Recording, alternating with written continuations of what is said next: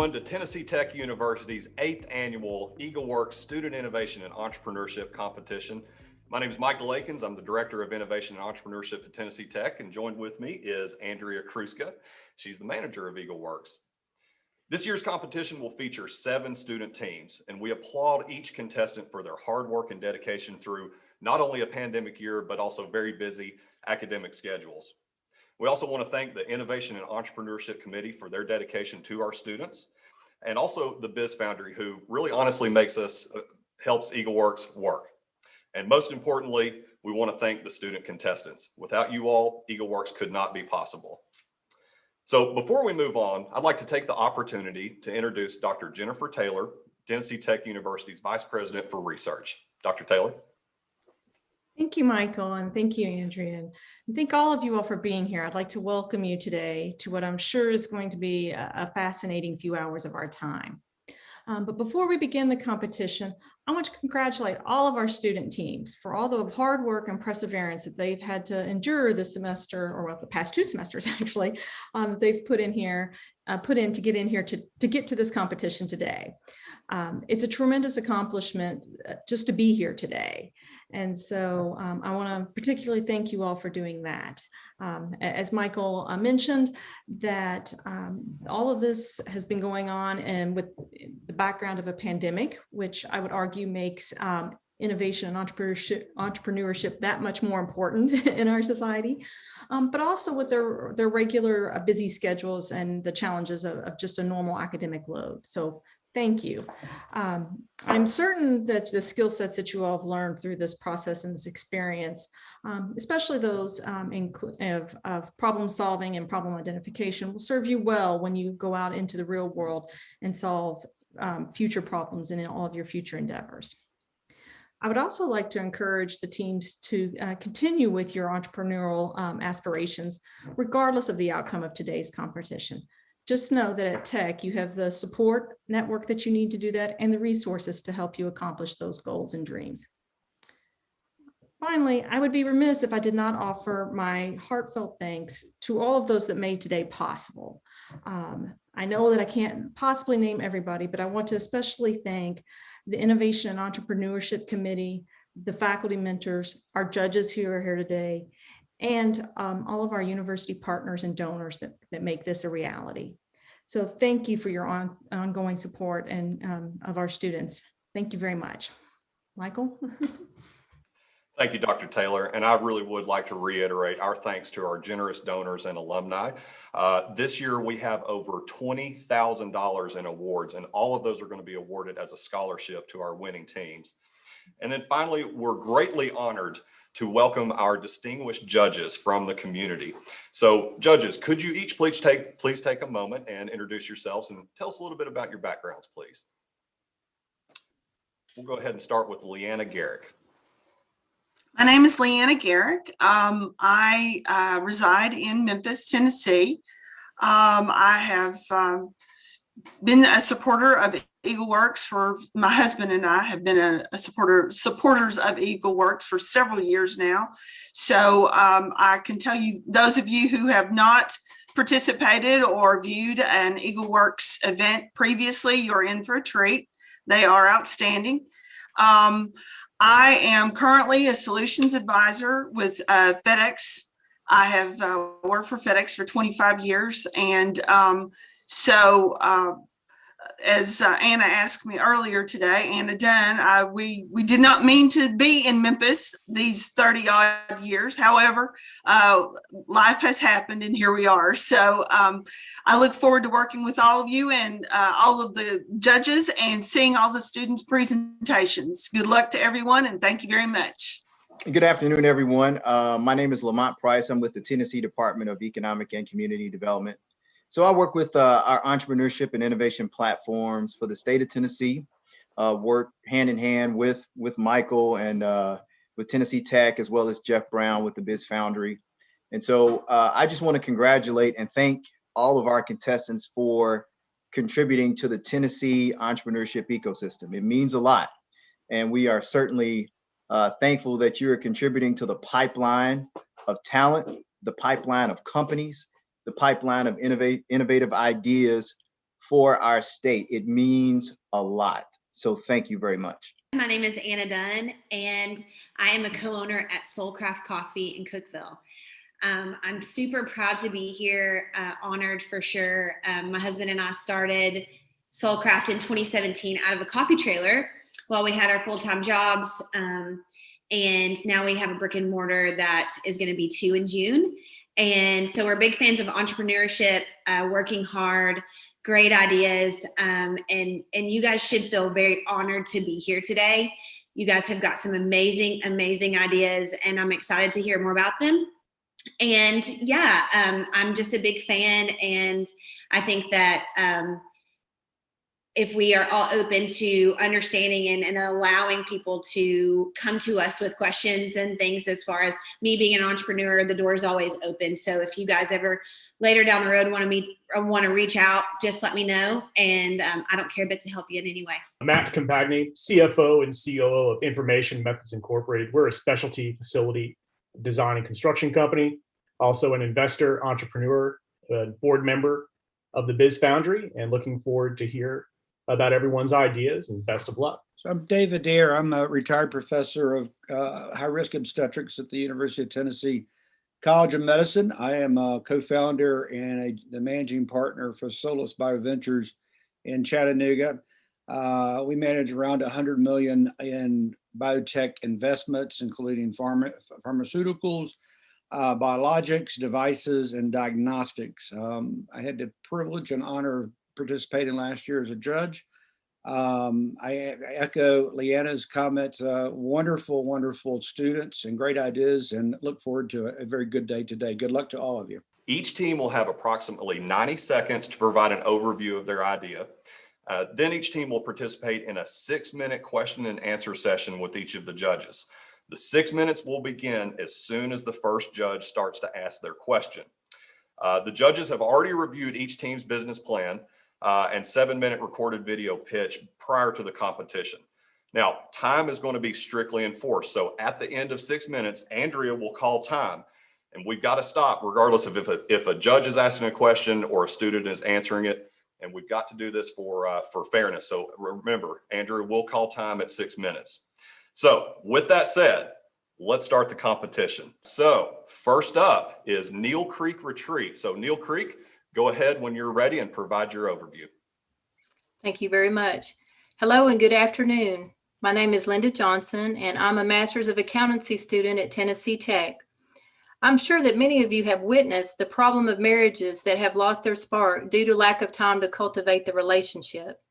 Sadly, 42 to 45% of marriages end in divorce, first marriages specifically. Many couples face a regimented routine of endless tasks that leaves little time for each other. What they really need is a break from the mundane.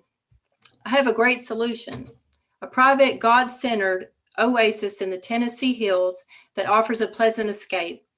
Neil Creek Retreat, an 18-acre farm in Belvedere, Tennessee, is the site of my vision for the future, a modern-day Garden of Eden. I believe marriage was ordained by God, and the best way to cultivate marriage is to bring couples into fellowship with the creator of marriage and the creator of mankind. In the book of Matthew, Jesus said, "Man shall not live by bread alone, but by every word that proceeds from the mouth of God," implying that happiness involves communion with our creator and not just simply meeting our physical needs. With the help of my family, my goal is to provide an uplifting experience for couples that is encouraging and soul nourishing by fostering an environment that reflects biblical principles and ideals, especially regarding love and marriage. We're confident that we can pull this venture off based on our vision, commitment to improving lives, and most importantly, the blessing of God. Our aim is to help save marriages and enrich families, in addition to supporting organizations that are dedicated to preserving marriage. Neil Creek Retreat will be a tribute to God, marriage, and family. Our desire is to have our guests experience a great experience of a lifetime and come away uplifted and encouraged and changed for the better. Thank you for listening. I think I'm the first judge to ask a question, Linda. All right. One of the things in your presentation today, and then your video and your written presentation for the plan, was I did not see any sort of timeline or perhaps a constraint listing for, I know you said you were going to say change over some of the utilities for the Yes. structures and so forth and so on. Do you have any ideas about your timelines, your possible constraints or issues concerning utilities or anything like that? I do. I just recently paid the fee to have temporary electric service hooked up with the local utility company. So that's in the works, and that should be done within a couple of days. And we've already hired a contractor. So he's waiting on the electric to be hooked up so they can use their power tools. Because if you noticed in the report that I did, the property currently is off the grid. So the only electricity is provided by solar power, and it's probably not enough to run the power tools. My hope is to have it up and running in June. My husband doesn't necessarily think that that might be realistic, but that's my goal, June of this year. Okay, thank you. You're welcome. Thank you, Linda, for your presentation. A pretty novel idea. My question is, which, when dealing with marriage, I guess using my own experience, going on 21 years of marriage, Wow. there's certainly there's a lot of issues per se. And, while the retreat per se can give you a weekend away, are you attached to other nonprofits or churches that would provide a pipeline of potential attendees that would kind of give you a consistent source of revenue? How would you fill that pipeline and make sure you're meeting your revenue targets to run the facility? What my goal is to reach out to local organizations as well as state and out-of-state organizations, churches, marriage counselors. We have an organization locally called Duck River Baptist Association, and then you're probably familiar with the Southern Baptist Convention, a very large organization. What I want to do is create communication network with pastors. I'm already a member of a local church, and pastors are an excellent source, marriage counselors in the area, organizations like the Southern Baptist organization. So what I will do is contact them, let them know what I'm doing, give them some information, and encourage them to refer couples to our retreat. Thank you. You're welcome. Am I next? Okay. I wasn't sure. Thank you so much for your presentation. I actually have an Airbnb as well, and I'm a big fan of being able to support locally. So couple of questions. What is your projected gross profit per year? You talked a little bit about it in your video, but tell us again. Okay. My projected gross profit is going to be about $20,000 a year. It's not going to be anything just dramatic and not necessarily life-changing. I think the business will support itself and then some, but that's what I'm projecting in the beginning. Will you be the one primarily taking care of the property, cleaning it, that sort of thing? Yes. Okay. I'll be managing it, doing the bookkeeping, doing the taxes. I'm working on getting that set up with QuickBooks. I'll be trying to do the cleaning. I may have to hire some help with the cleaning. Gotcha. What do you know the average occupancy you're going to need to make that 20,000? Well, just a conservative estimate that I came up with is if we rent the property for $2,000 per stay, let's say for a week, 26 weeks out of the year, and that's only half of the year, it would draw in $52,000 of revenue. Of course, that's before expenses, before taxes, and that kind of thing. Matt, you're up next. How do you differentiate yourself, as far as the marriage programs you offer from, kind of like your business plan? It kind of seemed like an Airbnb where you get a bottle of wine and a Bible. What do you have beyond that that's going to draw people to that, the marriage counseling or, the program? Right. Probably we will have things on our website that talk about marriage and statistics and things like that, and what helps build up marriage. The property itself, we will have things, decorations, I guess, decor that reflects biblical ideals and principles. It might be Bible verses. It might just be encouraging quotes, things about marriage, things about strengthening marriage. The thing that really sets our place apart, I believe, is that it's completely secluded. You can't see any neighbors. It's surrounded by hills. You've got a creek that runs completely through the property. The balcony on the house and the cottage overlooks this creek. You can hear the sound of the creek while you're out on the balcony. It's just a And peaceful. Time. Thank you, Neil Creek Retreat. Next up is CC Solutions. Greetings, everyone. We are CC Solutions, and today we are going to talk about everyone's favorite topic, plastic pollution. Plastic pollution is one of the leading global problems when it comes to sustainability.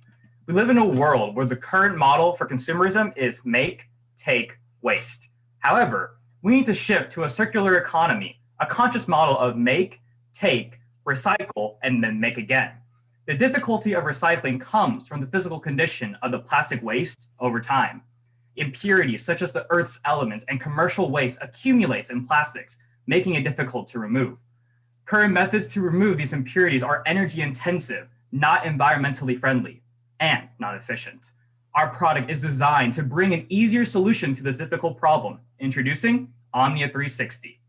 High performance capability, environmentally friendly ingredients. This biodegradable, reusable solvent can clean large tons of plastic efficiently. Our current partner, Eastman Chemical, is looking to use Omnia 360 as part of their chemical recycling technology to achieve their goals in sustainability. Partnering with a company that is a large advocate for sustainability allows us to use their resources to get the word out about Omnia 360 and why recycling and adopting a circular economy mindset is important. Along with selling Omnia 360, we are selling a mindset that grants one's ability to think critically about how you can take the world around you and use it for other purposes.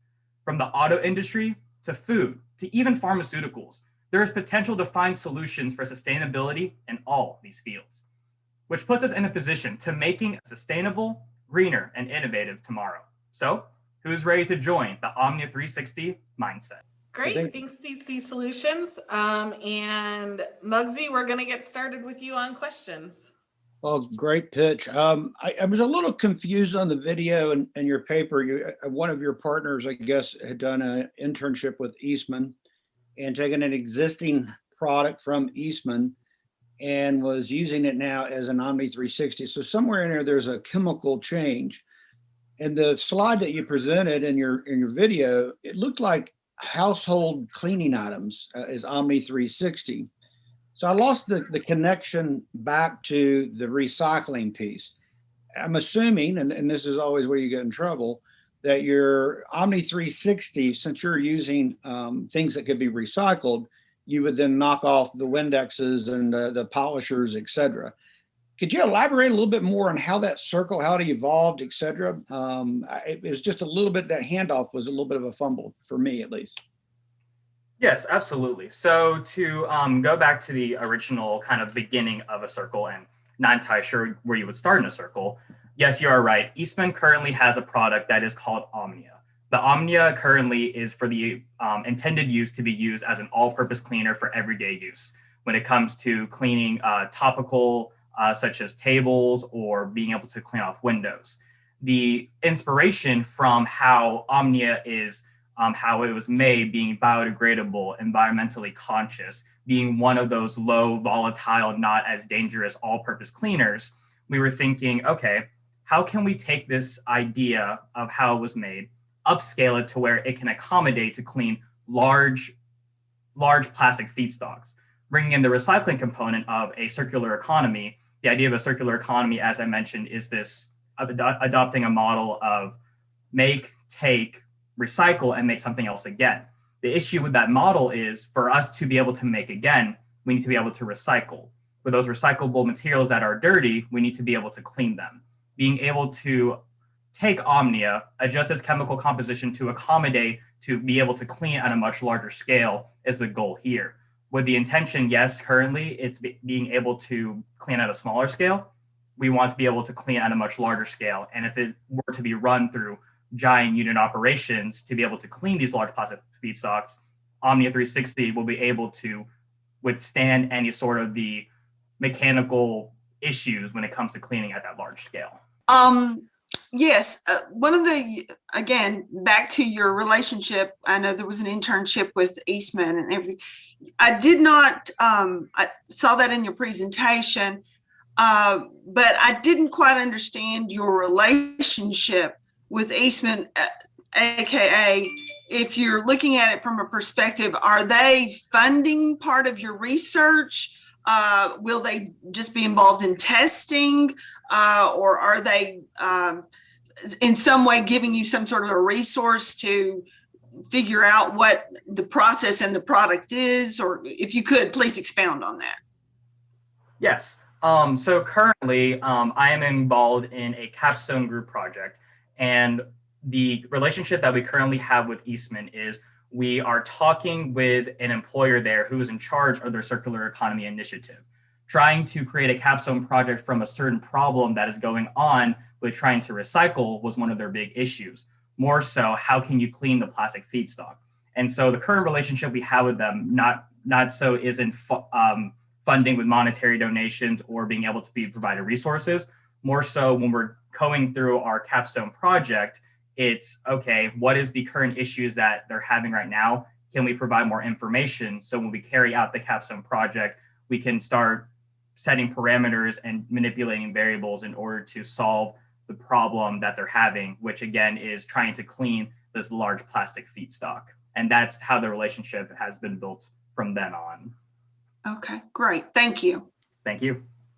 And for good measure, and thank you for your presentation. And so I guess tying back to the earlier questions, just what is what's the current state of your 360 solution? Where is it in the developmental cycle? If it's ready, then have you tested on that larger population of feedstock for use in the circular economy? Just can you touch on where you are in the developmental cycle, and if it is ready, what's been the results in terms of its use for bigger projects? Yes, thank you for your question. So when it comes to how Omnia 360 is actually developing, right now we're in a proof of concept state where we're trying to figure out, okay, on a much smaller scale, how does Omnia, the cleaning solvent in itself, operate on a smaller scale versus other cleaning solvents, such as what you would imagine being acetone, isopropyl alcohol, vinegar, baking soda, those, whenever you want to make DIY cleaning solutions, how does it stack up against those? And currently being able to compare Omnia directly to these other solvents, results are still being in the process of trying to figure out how they stack up against it. But in the proof of concept state, that is currently where we are right now. And if Omnia does prove to stack up against these other natural cleaning solvents, then the next piece would be, okay, how can we upscale it to just from laboratory setting, maybe something smaller, such as a size of a washing machine? How can it stack up if we were to add more volumes of Time, CC. Thank you, CC Solutions. Next up is LifeStir. LifeStir, when you're ready. Hello, everyone. I'm Bailey Kaufman, and I'm a sophomore marketing major here at Tennessee Tech University. 73 seconds. Every 73 seconds, someone is sexually assaulted by the use of a date rape drug. 1 out of 6 women and 1 out of 10 men are sexually assaulted in their lifetime, and only 20% of victims even report to law enforcement. After looking at these statistics, I was compelled to make a change. To combat these statistics, I created LifeStir. LifeStir is a personal safety tool to detect date rape drugs in drinks. It's designed to mimic an ordinary coffee stir, but unlike a typical stir, it's packed with technology. Each LifeStir is infused with a chemical indicator of 1 inch on both sides. Each LifeStir, regardless of which side you place it in your drink, it will react with the drug and change from black to white to alert the user that their drink has been drugged. Through more research, I would like to expand the drugs that could be detected. LifeStir will be manufactured to be disposable and discreet and as effective as possible. LifeStir will be sold directly to bars, restaurants, college campuses, and environments where drinks could be served around a mass group, producing a larger volume in sales for these companies as they would buy in bulk.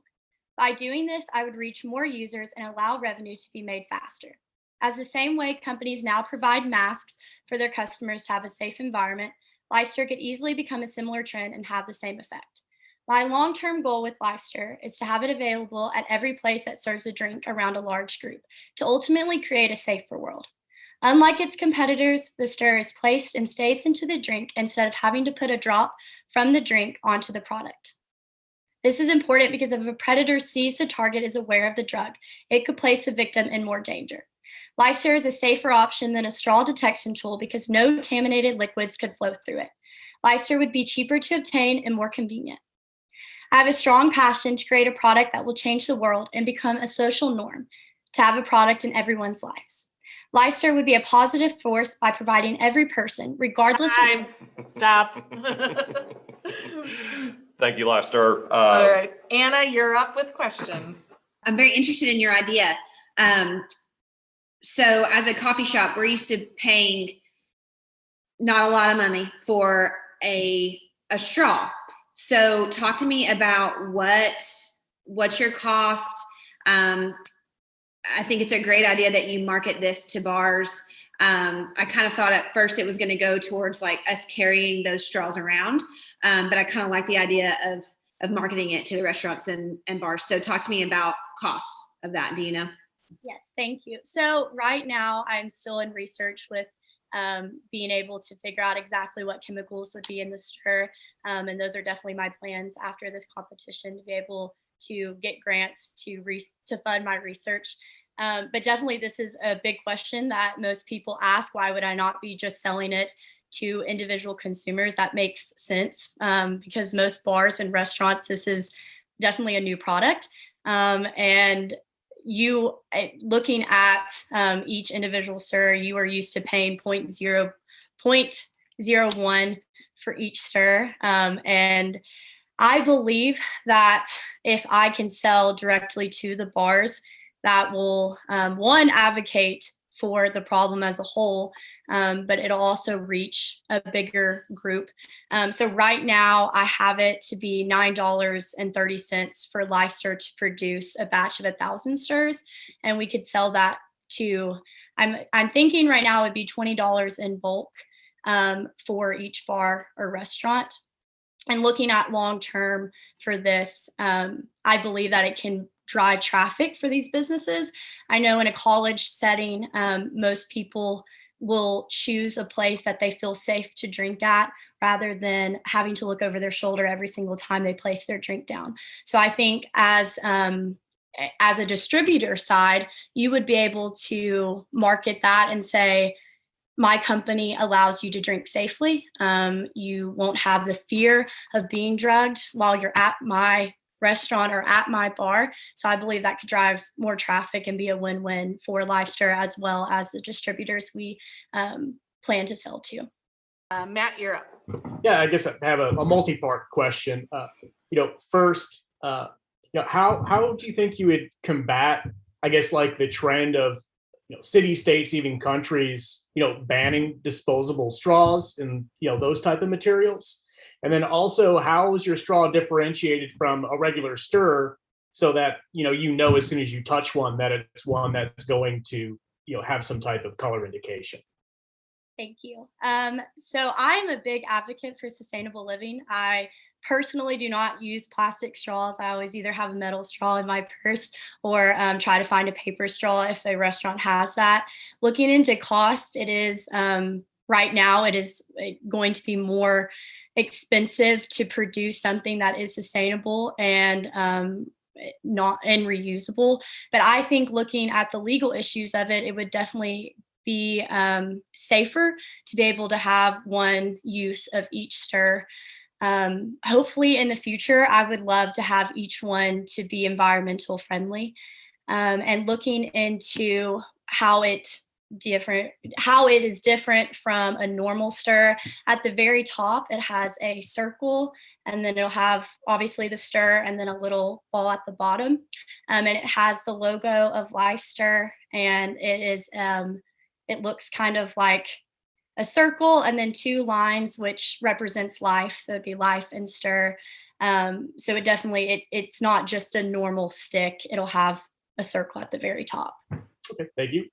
Thank you.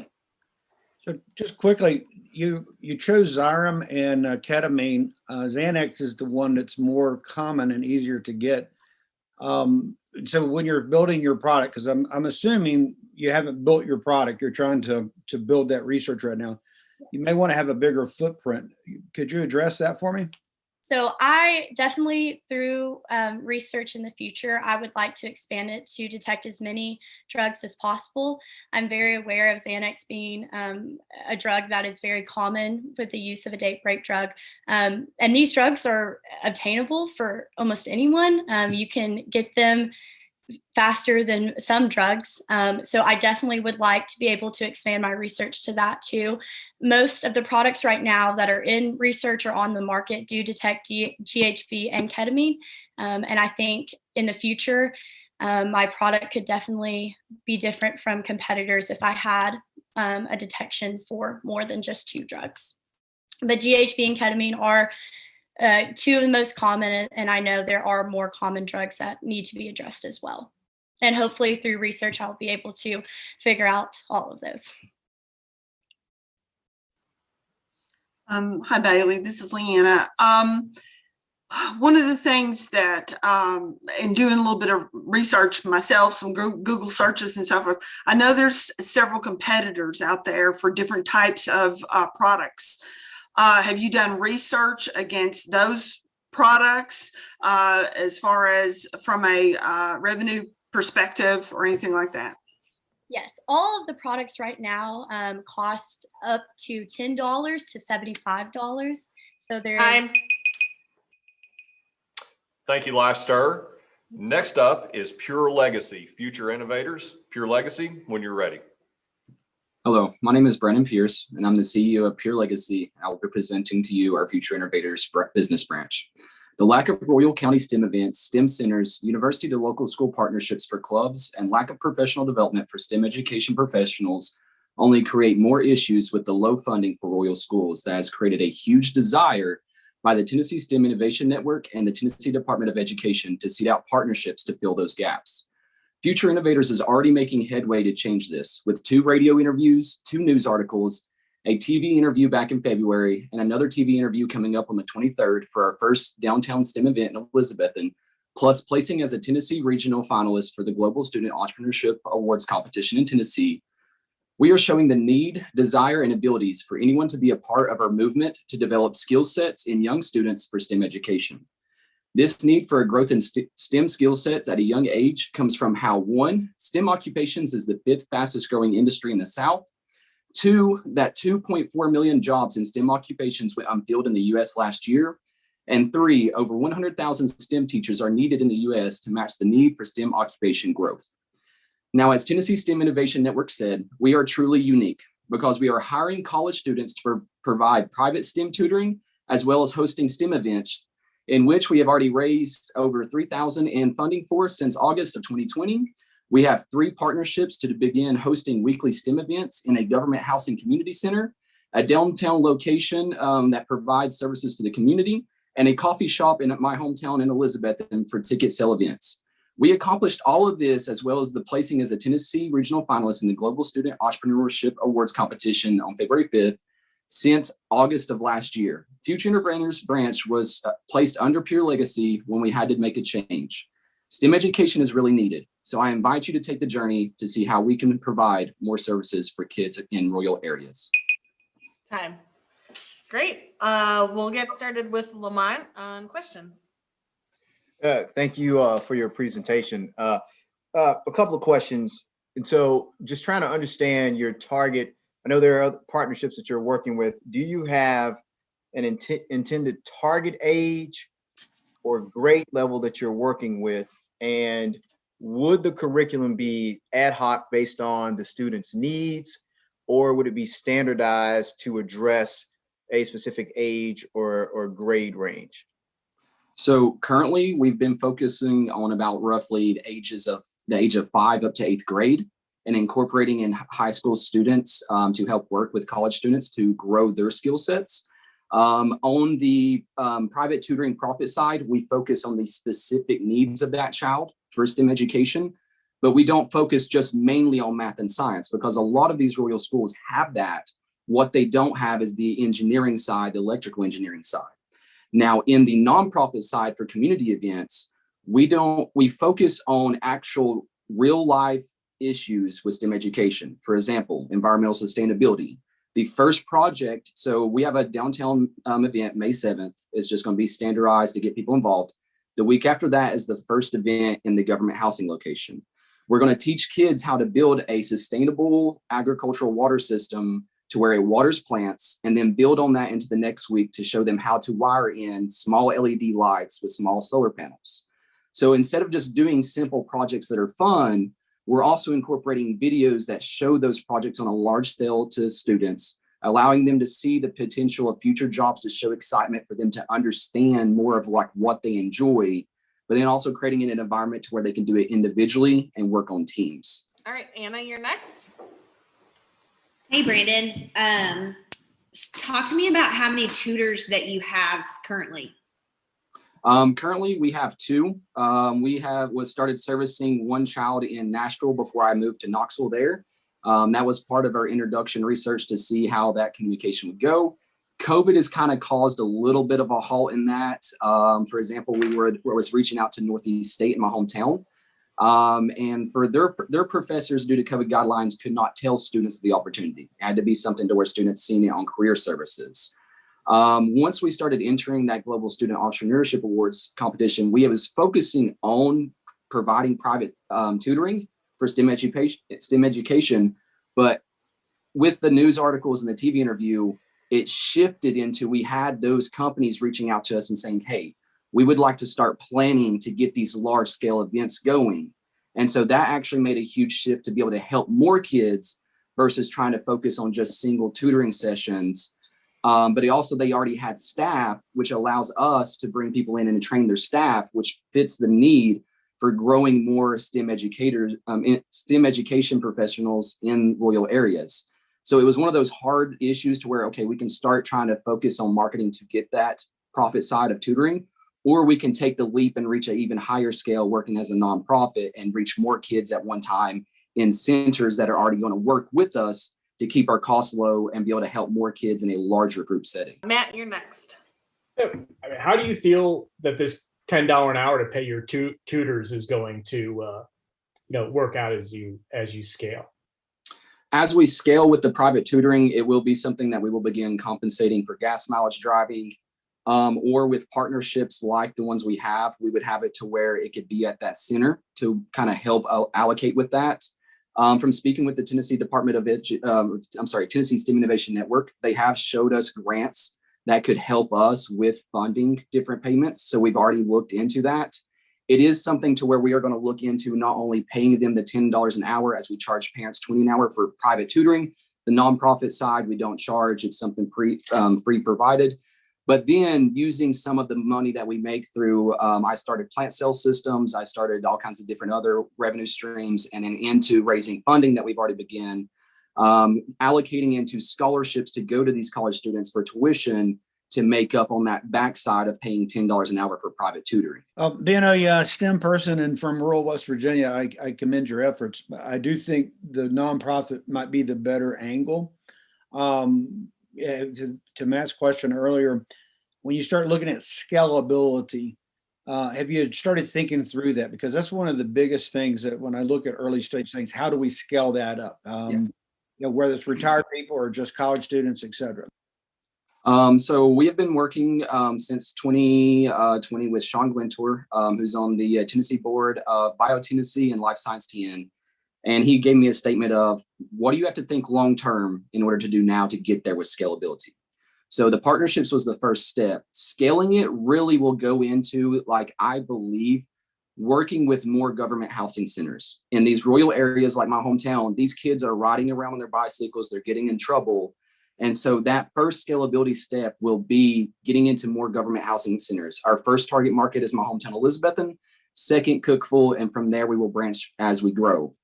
The next step of scalability is once we show Tennessee STEM Innovation Network our success, we will apply for grants to start after-school programs to work with schools and Boys and Girls Clubs. It's time.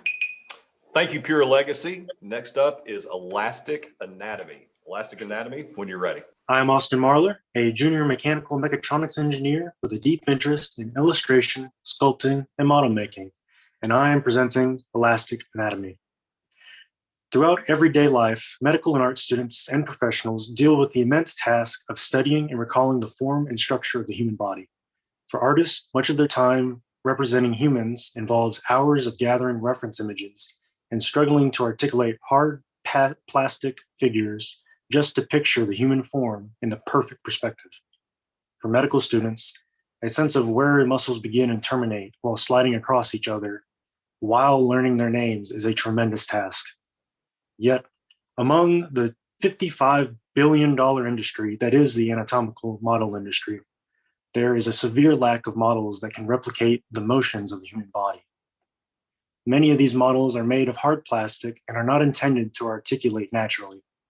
By building a small model that can replicate the muscle, fat, and skin of the human form and can add other senses, we can add other senses to the learning process and act as a vital tool to remove hours of time per week per employee in art-focused companies. Leanna, we'll get started with you on questions. Sure. Thanks for your presentation.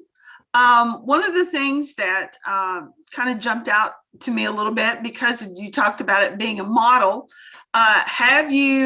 I know you talked about the types of materials that you might use to create something like this type of a model. Have you done any sort of prototype, or have you worked with this kind of material before? And do you know whether or not it will actually generate the types of models with the flexibility and the detail that you're describing? Do you know anything about that firsthand? Yes, I have done a little work in the field. I have done silicone for mask making before and for gaskets and such, but it will work for what I'm intending. And I have since talked with a materials engineer who suggested using a thermoplastic for a lower cost material. I specifically chose silicone because it is used in special effects fields to replicate the same modulus of elasticity for fat, muscle, and skin. And I have done research to figure out what Shore grade of silicones are used for that. Okay, thank you. Along those lines, what are the costs? So, you know, if you're developing one of these models, whether it be for an artist, say an art college, or you know, for a medical school, what are we looking at in terms of cost based on the research that you've done so far? In terms of the silicone version, we're looking at about 3 pounds of silicone, which is $12.50 per pound, whereas a thermoplastic would be $2.50 per pound.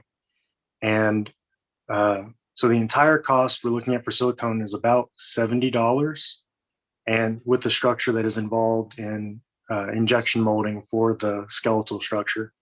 For art students, we don't need to include the full range of muscle and fat on the inside of the body. We could ignore that and only do the outside so that you get the form, the outside form from articulation. So we can remove most of that internal stuff and cut that down to about 2 or 1.5 pounds of silicone. For medical students, we need to include all of that to show the deep and exterior muscles.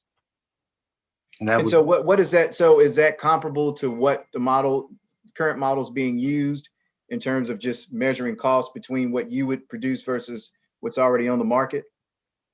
Current models are stiff or cannot articulate, but they are made from cheap hard plastics, thermoplastics, in fact.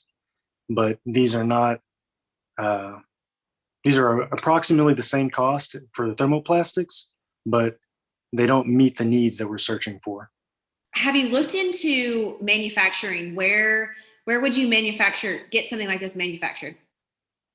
At first, I don't expect to be able to devote a large amount of time to this, but I believe that I can set up in a shop that we have locally, set up a silicone casting small factory, and then from there I can start scaling up to injection molding for cheaper materials.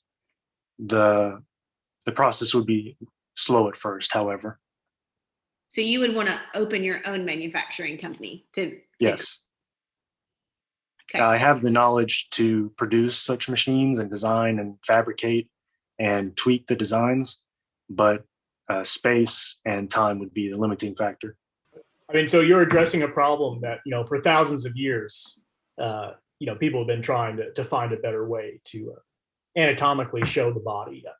Are there any parts of the body that you feel are the most difficult, for your target market? And have you considered just doing like a minimum viable product, just addressing those parts of the body as opposed to a full? Yes. That is a very good point. One of the intents would be to specifically design the hand and wrist so that at a larger scale, so you could look at it and manipulate it and analyzing all of the muscles that exist in the forearm as they lead into the hand, as this is something that even in engineering we deal with in biomedical design. Trying to get the form correct is extremely difficult. I agree with your, the hand is one of the most complex organs in the body. And if you could just concentrate on that one segment, then that might be something that would help artists and medical students or whoever. But in your presentation, you'd mentioned you were going to embed some, I don't know if it's nomenclatures or name tags. Can you explain how you're going to do that? Yes, the intent was for medical students who need to know what muscles are where and what they are named scientifically, that on, say, you would see the exterior of the muscle, but once you peel it back, you could then see indented into the surface is the name of it. Just as a quick reminder. Thank you, Elastic Anatomy. Next up is Ratchet Rats. Hello, everyone. So all my life, I grew up on a farm. During the summer months, we put up hay from sun up till sundown. We use ratchet straps to tie our hay down with. And even though I'm of taller stature and physically fit, I still find it difficult and tiresome to throw these ratchet straps.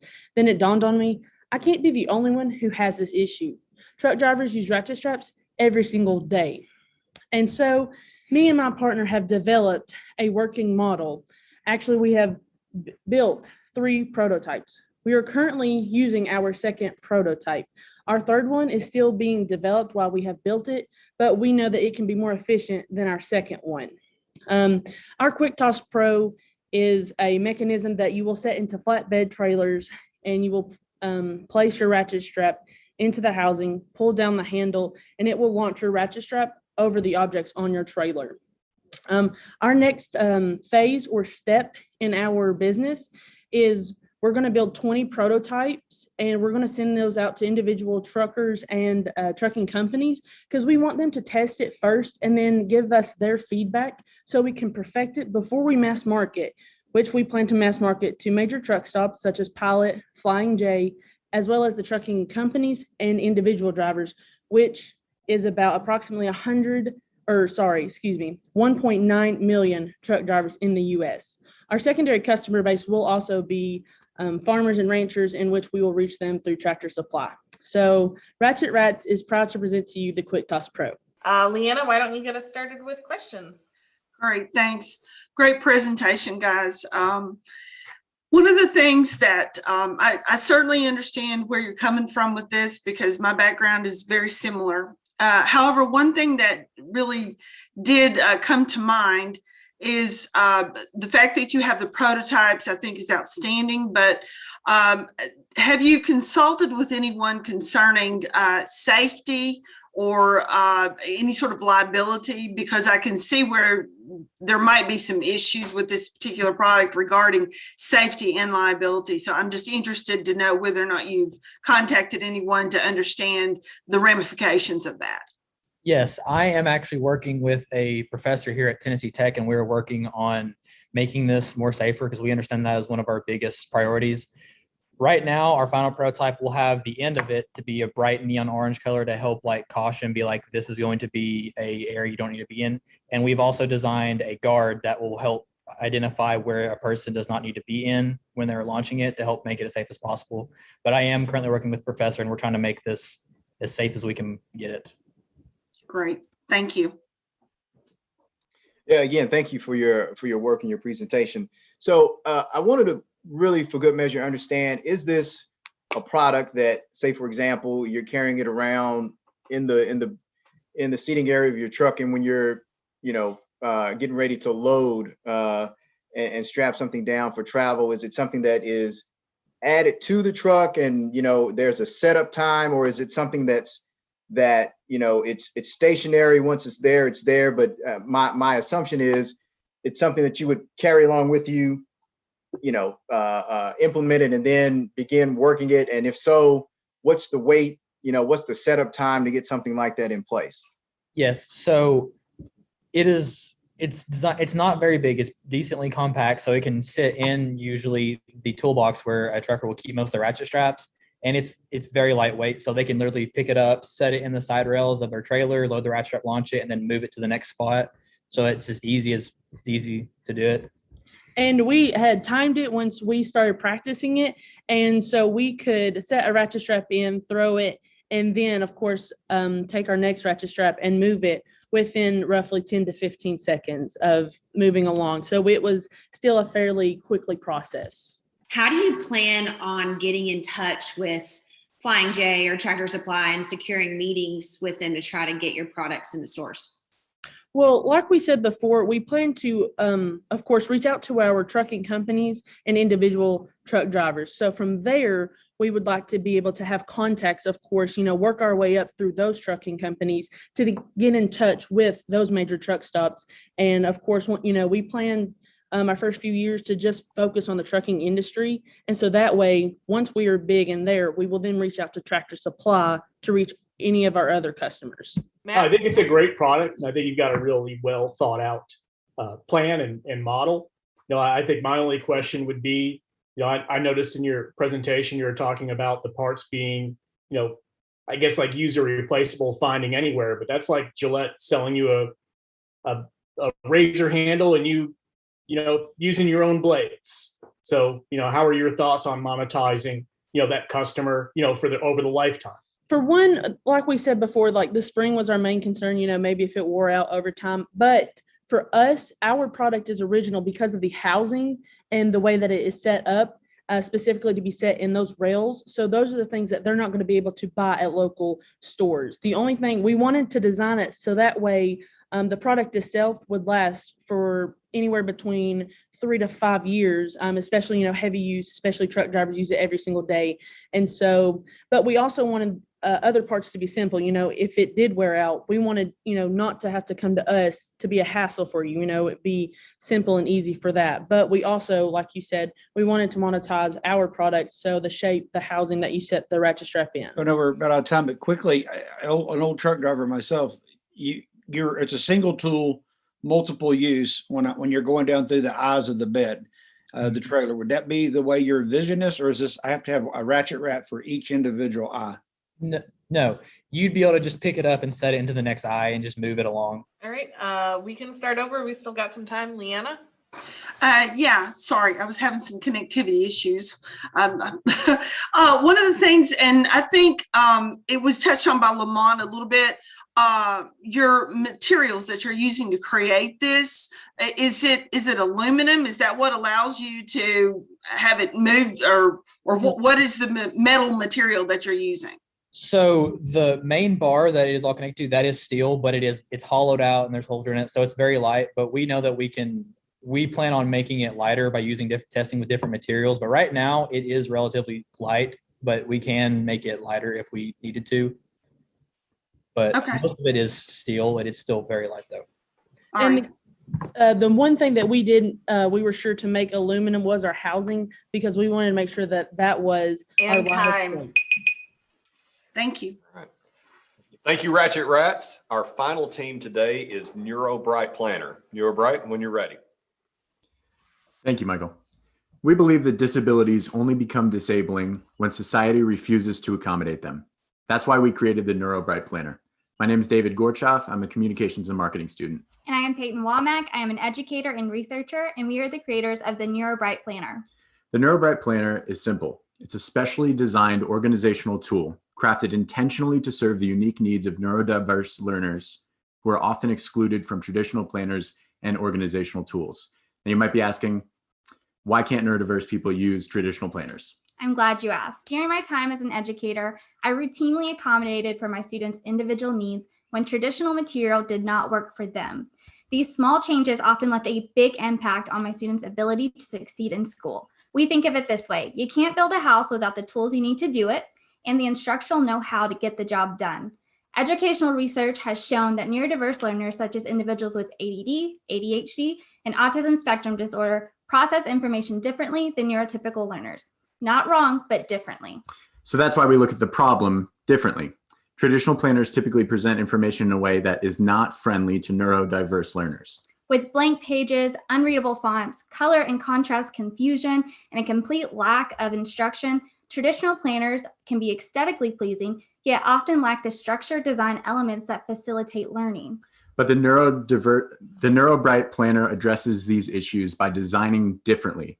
Our planner is created with the specific needs of neurodiverse learners in mind, from intentional design to providing explicit instruction on how to plan, organize, and keep track of your assignments.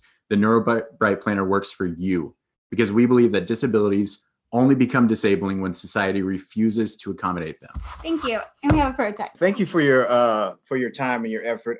So my wife taught in the public school system, and obviously having children myself, you know, if in these instances where IEPs are done for potential learning disabilities, I know you had mentioned the college environment, but have you talked to me about, for example, if there's an issue identified during an IEP in a public school setting where you're trying to not make a disability be life-threatening. So if you start the pipeline early with these planners, have you looked at your elementary schools, your grade schools as a way to test out and prove out your concept with this NeuroBright planner? Yeah, so I'm actually a K through 5th certified teacher. I tested out this idea with other elementary teachers and asked them what design concepts were important at that elementary level. With NeuroBright, we would like to design other products that would serve elementary students. However, our area of specialty at the moment is college students, because we've been able to work with college students, show them this process of planning, and see how it efficiently changes their success in school. However, designing elements for K through 5th in that early intervention, of course, would be an interest of mine and would be something that we would be interested in the future. Talk to me about cost per planner. Have you secured any funding so far? It looks like, I mean, you do have a prototype. So kind of what are we looking at cost-wise? Okay, so I have this, and this is just going to break it down a little bit, but we printed it locally, and it costs $23 to produce the large planner, the two smaller planners, and we want to sell them for $40. But for college students, we want to give them a discount because we understand that might be a price range that would not be motivating for them, and that'd be $40 as a bundle. So we want to give 5 off to college students. If they want to buy this individually, the monthly one would be $20, the weekly would be $10, and the daily would be $10 as well. You know, I love the idea. You know, I definitely see the need that it fills. You know, have you thought about, you know, instead of a paper product, which I haven't bought a planner since the 90s, of making an app, and that way you can address the different fonts and a little bit of motion and animation, the different colors. Because I'm just thinking, like, to use your planner successfully, I need to carry this paper planner with me and then a pack of colored pens or pencils. Of course, yeah. So we considered the app option, but an app kind of presents those same barriers that a traditional planner would present. So the closed format of the app can make you subconsciously put that away and never have it again. We've designed the planners to fit pretty neatly on your desk, but however, if you wanted to bring like one of the weekly planners with you, say you're going to school and you need to have a quick glance, or you're in class and you want to go ahead and write something down on this to prioritize, you're able to do that. We just felt like an app would still kind of serve more of a neurotypical population, whereas also writing down and in the use of color helps with memorization and visual processing as well. Well, Matt, that was a great question because that was mine.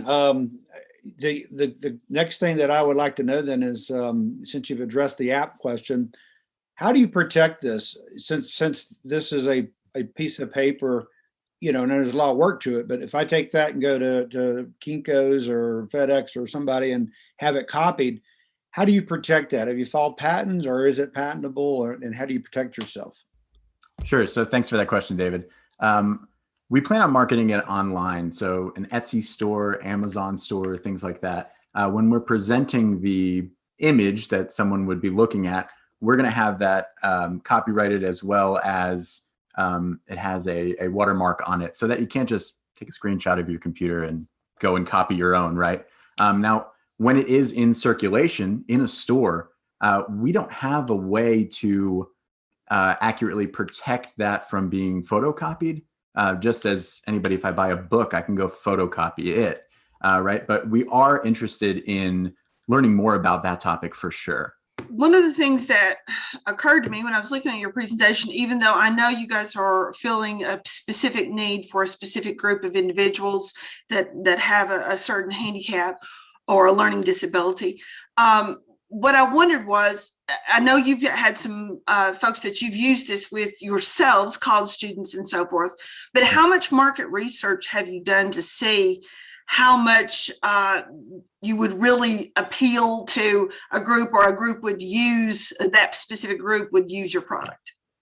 I think it's a combination of my background as an educator and researcher. So some of my interests in research do include autism and autism spectrum disorder. So understanding that population and what they need. We largely saw this need through our friends, of course, being neurodiverse learners in college, but also through social media. People were expressing their frustration of like, they could not succeed in school, and it wasn't their ability to do the assignments, it was the hidden curriculum of planning.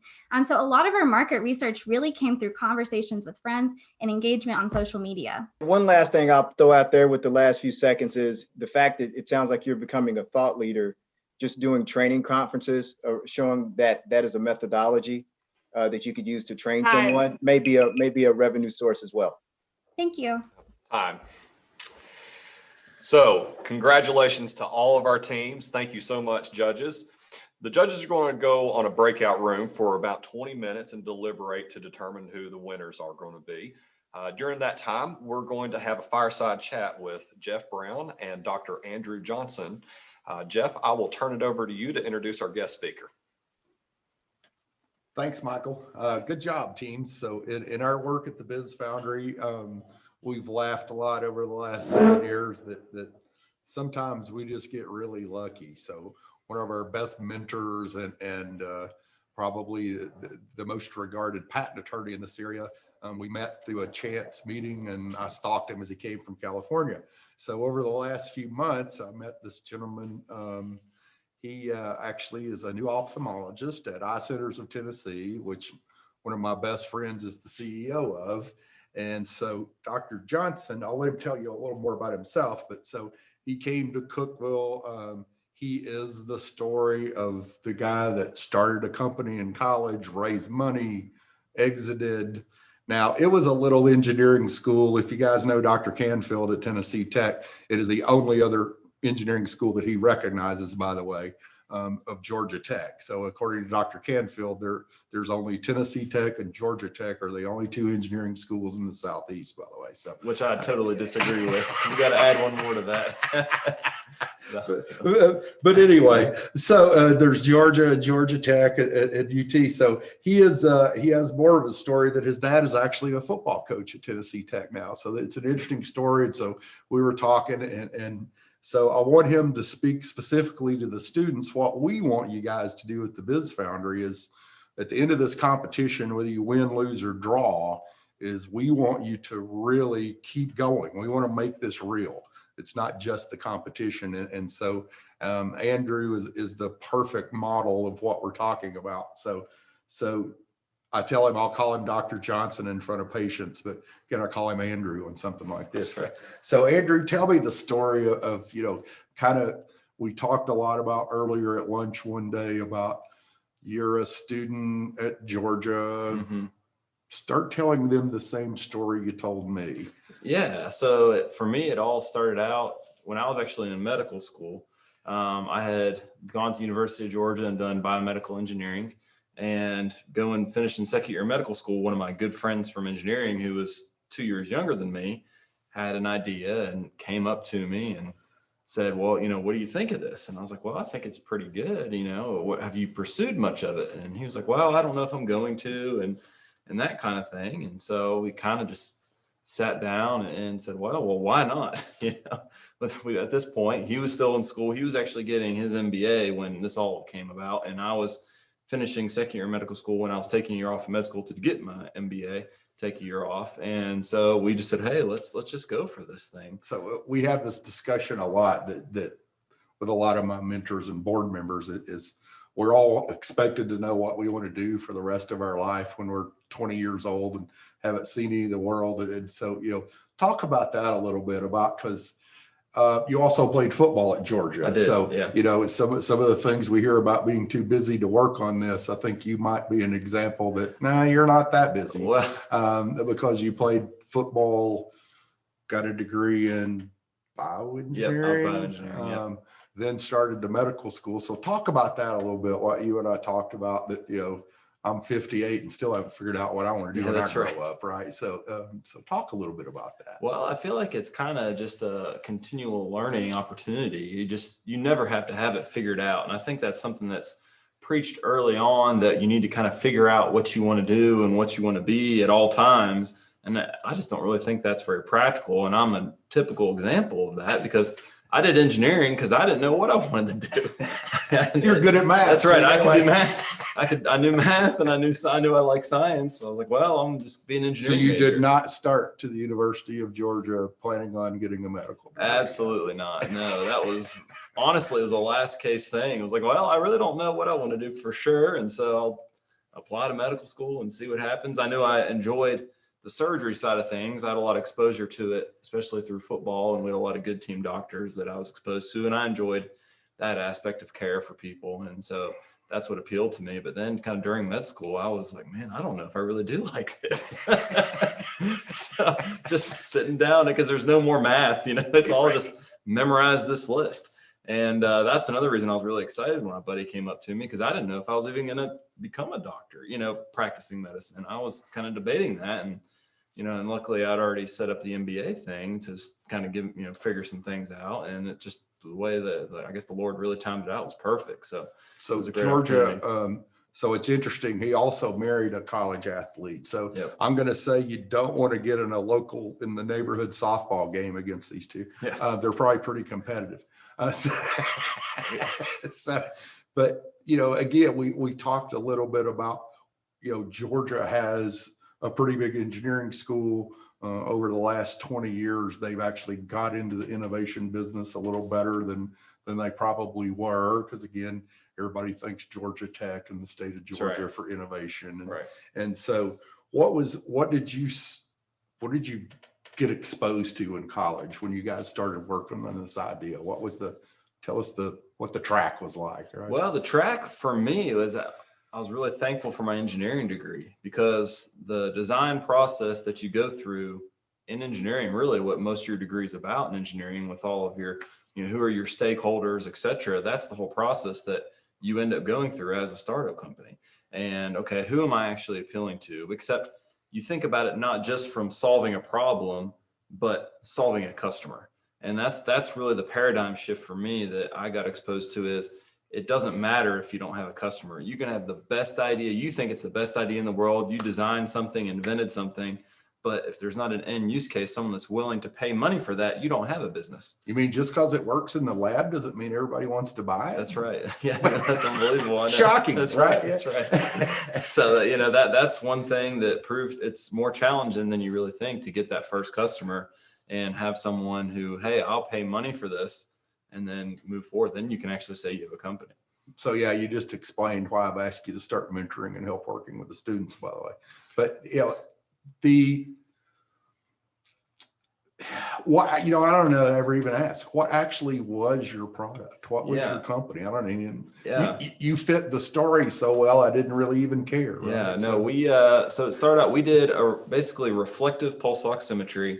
This was back in 2010 is when we kind of got rolling.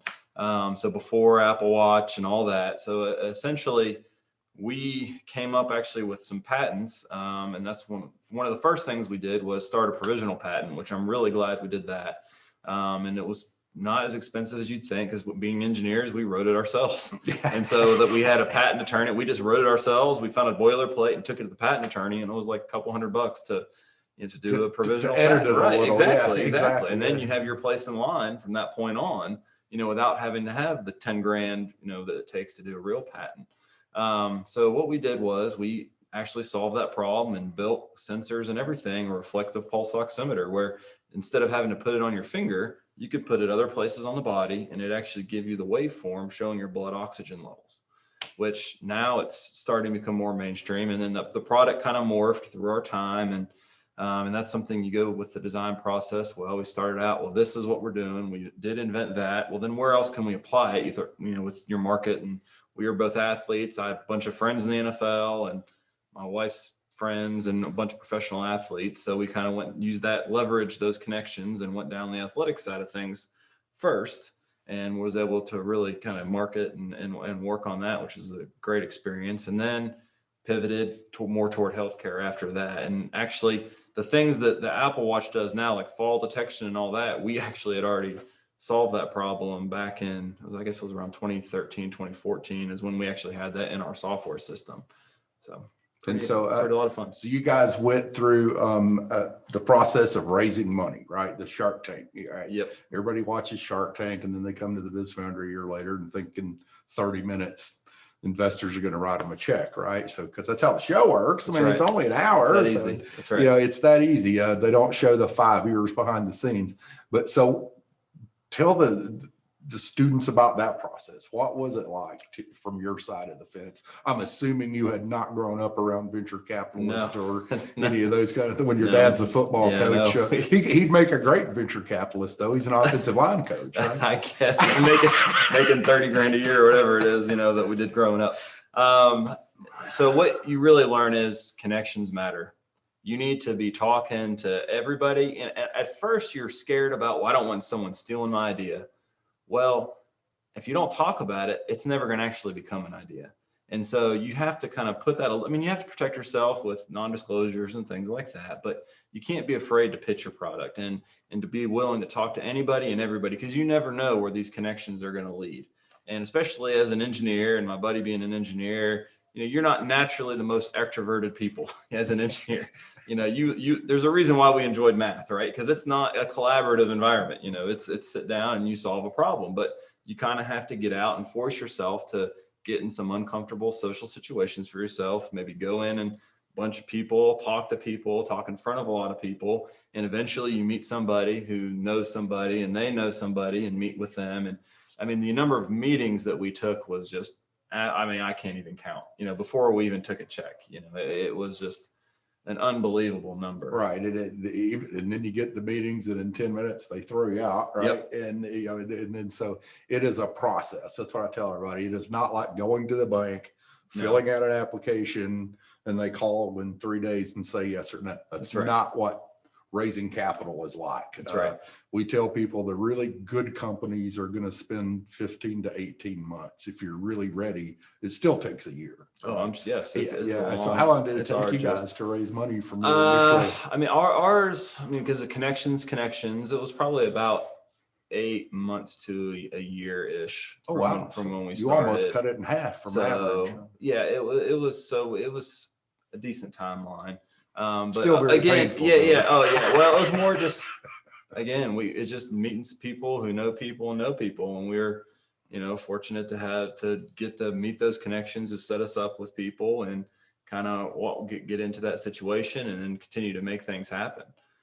So tell us about it, that there were 2, 3, 4 of you when you actually, once you started, you kind of raised money and really started the ability to then actually build something. That's right. So the way we did it, because we were doing a hardware, we were able to get kind of a basic prototype together, my buddy and I, and with some of our friends with us, but it was mainly just he and I.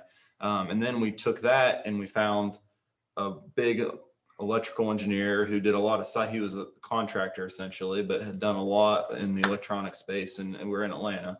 And he took it then and helped us get to the next step. And then again, just through connections, actually through one of the incubators, we met some guys and just met a really, really smart programmer and electrical engineer who helped take us to get an even better prototype and move on. And another thing is deadlines. So that's another thing that you really don't understand when you're taking funds, that really starts the clock for the returns. Yes. And so it's tempting at first just to take any dollar that comes at you, right? But then as soon as you start taking money, that clock starts ticking.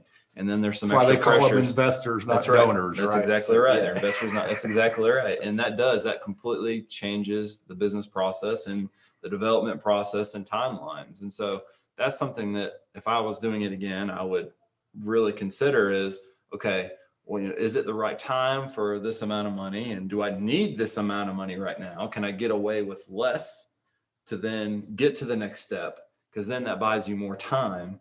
And those are some questions that you just, when you're first going through it, you really aren't thinking those things. You just want to make it happen and don't really have the whole thing. One of the things we run into a lot, and it's not just really technical entrepreneurs, but is too much advice from the wrong people. That's right. Did you guys go through that? Absolutely. People telling you, oh, do this, and you go down that rabbit hole for a few weeks or months, and then like, oh my God, that was stupid, right? Yeah, that's exactly right. It's gonna happen.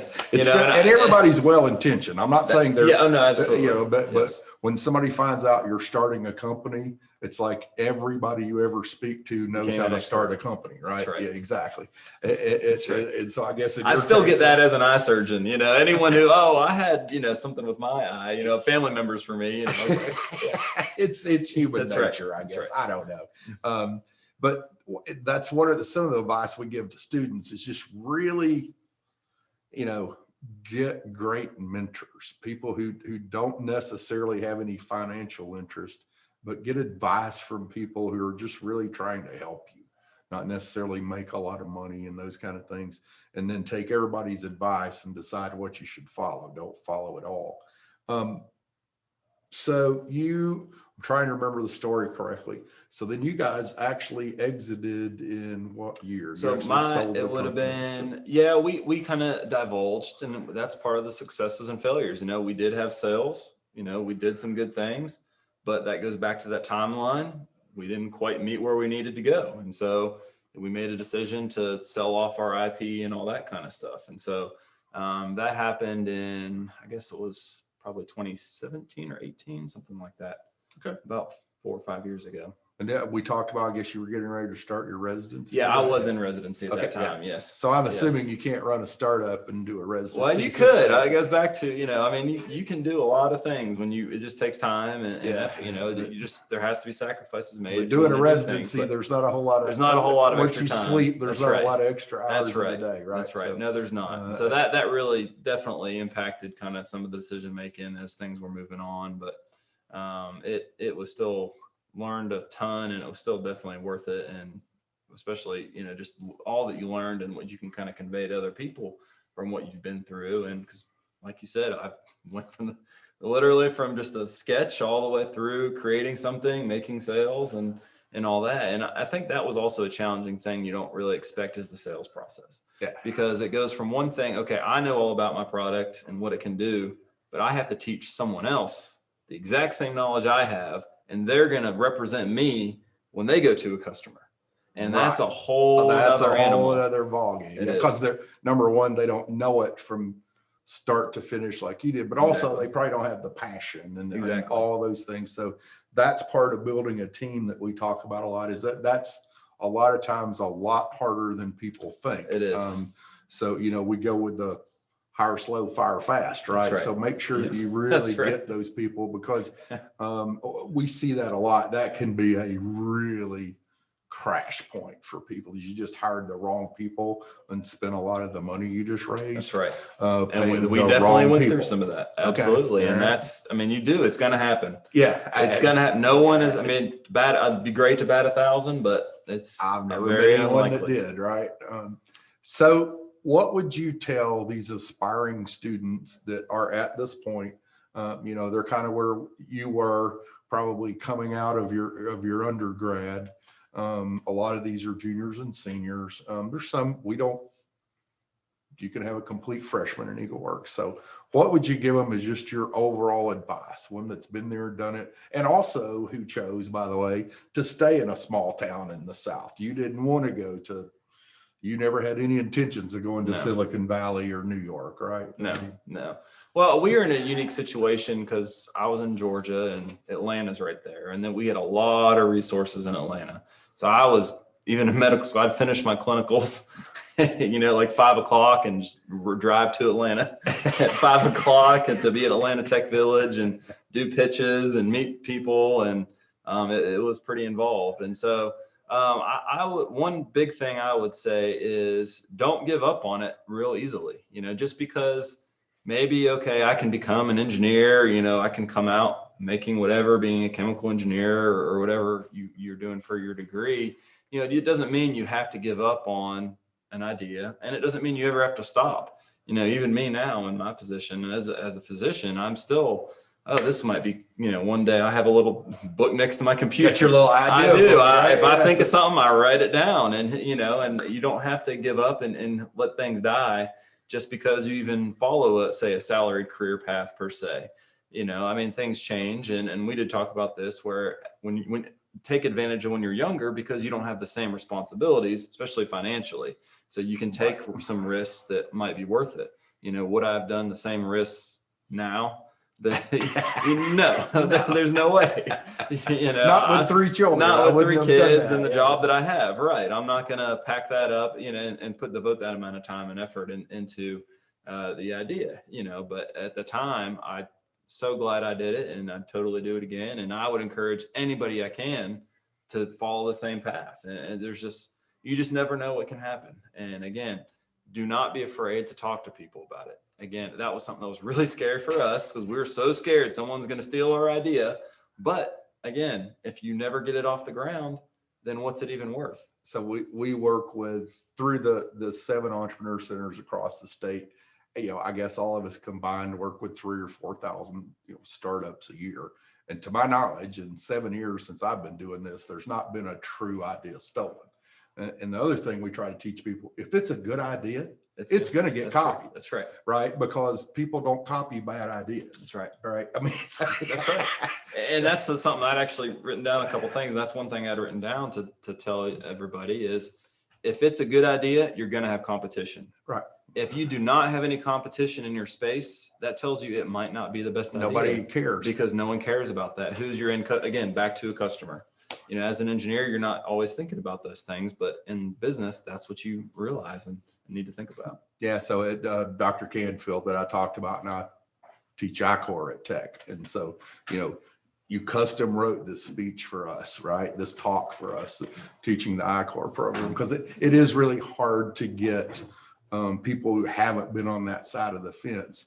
And so you're living proof that you live through customer discovery. That's right. As an engineer. You do. It's literally a medical student, all right. those things. That's And right. I loved what you said about you started, one of the things that trying to break out of maybe being a bit of an introvert, you're probably very comfortable talking to other athletes. That's right. So you found a little easier path. And again, sometimes it doesn't all have to be horrible. That's right. You're still going to have to get out of your comfort zone, Mm-hmm. but you found something a little more comfortable to work till you got to that point Right. that you could talk to almost anybody. So that's another thing we want people to think about. All right. Any last words of advice? I think the judges are ready and they're ready to give checks away. No, the fact that y'all are here doing this, I think is really great. And you're already showing a lot of initiative, and I just say, keep it up. What I've heard so far, a lot of great ideas, and just keep it going. All right. Thanks, guys. We're going to send it back to Michael, and I appreciate it. Absolutely. All right. Well, Dr. Johnson and Jeff, thank you so much. The one thing about EagleWorks, I'm always with the judges, so I really look forward to hearing the fireside chat afterwards. So again, thank you all so much for providing that address. So now is the time we've all been waiting for. We've got over $20,000 in awards to award. And if for those of you all don't know, those are actually awarded as a scholarship. So that's pretty great. And again, thank you so much to all of our donors and alumni that have provided the funding for those awards. We truly couldn't do it without you. So with that said, let's get right into it. We have several awards to announce today. So first of all is the Rural Reimagined Award. So the Rural Reimagined is our university's grand challenge that seeks to address societal issues in rural areas. So we like to say that we want to solve solve problems through examining and harnessing science, technology, innovation, and economic development. And through that, through the EagleWorks competition, we also have this award, and it is worth $2,500. $1,500 of that will go as a scholarship, and then another $1,000 of that will be the equivalency of technical assistance from the Center for Rural Innovation, which Andrea and I co-lead. And winning the Rural Reimagined Award this year is Pure Legacy Future Innovators. Congratulations, Pure Legacy. Golf claps. Next up is the Klaus Elrod Foundation Awards. And those are 3 awards. And I'm actually going to turn it over to Will Klaus, who this is actually his foundation. So Will, if you could give us a few words and announce your award winners, that would be great. Absolutely, Michael. Thank you very much. We're very much interested in the entrepreneurship spirit, and especially in developing the next Mavericks and so forth, like you guys are. So we are very pleased to have the opportunity to be a part of this event. I think this is our 6th or 7th year to be a part of this. A little bit about me. I'm a professor emeritus from Vanderbilt University, 40 years, founder and president of Matrix Systems Incorporated, 1981, founder and president of Klaus Associates, 1975, and the Klaus Elrod Foundation, 2011. So we have been involved in new idea generation since day one. These 3 awards are named after my mother and father and my families and so forth. A little bit of connection. The Shipley Farm at Tennessee Tech is part of my old family Bucks Farm. So part of that farm was owned by my grandmother's side of the Klaus Elrod family. And in early 1900s, my mother and father lived in Cookville. They were kids, 7 and 8 and 6 and 5 years old. And separately, their families moved to Manchester, Tennessee. And you know how they moved?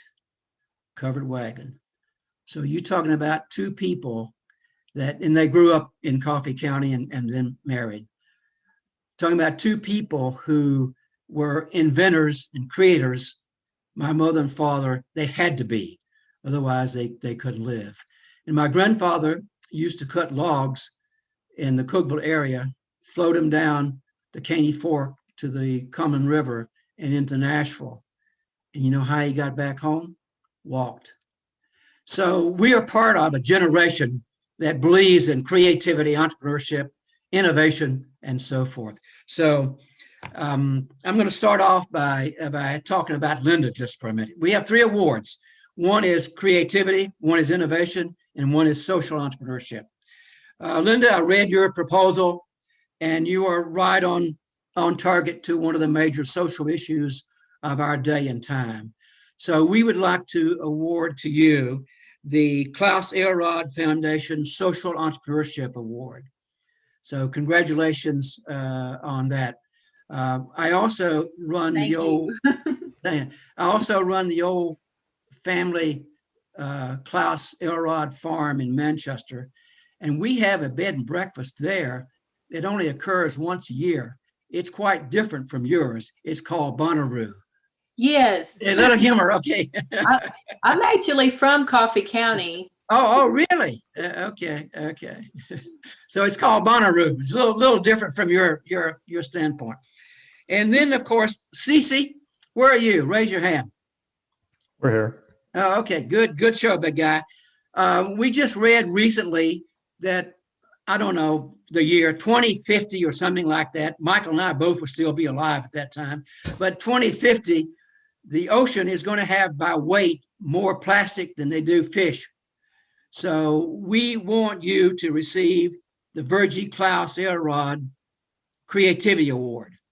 It's named after my mother, Virgie Elrod Klaus. So congratulations, okay? Thank you, sir. And then Elastic Anatomy. We want you to receive the Robert O. Klaus Innovation Award. We believe that that's a very good piece of work. And one of my other careers, I was in biochemistry in the Department of Biochemistry in the College of Medicine at Vanderbilt. So we know a lot about the early development of the field of biochemistry in this particular area. So we're very pleased to award these, Michael. We hope this is okay. Oh, I also saw on there, Brandon, are you still on? Hey, man. Brandon won one of our awards, what, 2 years ago? Yeah, back in 2019 is 2019? Will Klaus You is still the got Maverick it? Award. Oh, Yeah. I keep it on my desk. Oh, you do? Okay, Yeah, good. I keep it on my desk right here. That's the Will Klaus Maverick Award. So thank you very much for letting me be a part of this, and congratulations to all of you. Thank you very much. All right, Will, thank you so much. We really appreciate your continued support as always. And again, those are $500 scholarships going to each of those teams. So congratulations, teams. And now, what everybody's been waiting for, we're going to announce the third, second, and first place winners. So without further ado, third place is Pure Legacy Future Innovators. Third place will win $2,500 scholarship. So again, congratulations, Pure Legacy. Then in second place, coming in at a $5,000 scholarship, none other than NeuroBright. Congratulations, NeuroBright. Thank you.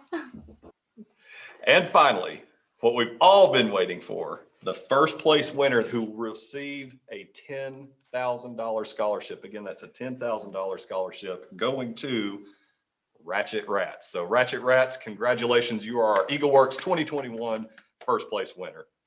So with that said, all teams, whether you place first or you placed not at all, it doesn't matter. What we want you to do here at EagleWorks and at Tennessee Tech, we want you to continue to work on your innovations and continue to compete in EagleWorks and go out and do amazing and great things. And we've got your back every step of the way, whether that be you work with Andrea and I, you work with the Biz Foundry, the Small Business Development Center. The economic development and entrepreneurship ecosystem is alive and well here in the Upper Cumberland. We're here to help you all. We want to help you with the technical assistance, help you get to the next, to your next steps.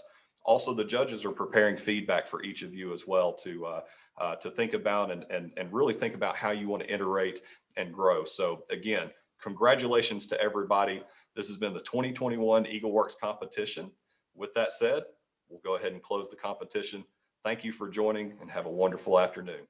Anybody that has won a scholarship, please stay on the line and we'll see you next time.